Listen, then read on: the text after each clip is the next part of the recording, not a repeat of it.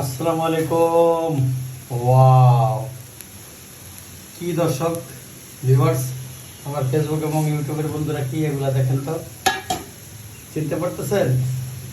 হ্যাঁ, এটা ডালের বড়া।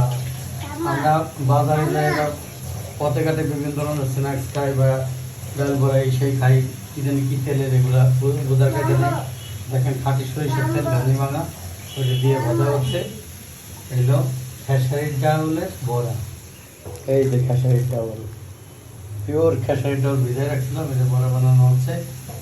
আর যদি আমি দেখাই, দেখেন, হ্যাঁ, যদি এইখানটায় দেখাই, দেখেন এই হলো এটার ড্র করা হয়েছে।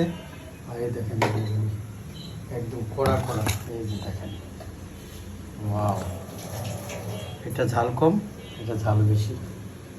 বাবুও খাবে এগুলা, বাজারের আজে বাজে জিনিস না দিয়ে অবশ্যই বাচ্চাদের এই ধরনের জিনিস দেওয়া উচিত। আর বড়রা আমরা যারা আছি তাদের এই সমস্ত জিনিস খাওয়া উচিত।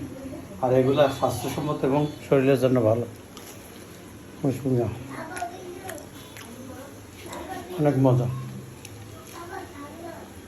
যে কোনো কিছুর চাইতে এগুলো ভালো। ভালো খান, ঘাটি খান, ঘরের খাবার খান। ভালো থাকবেন সবাই।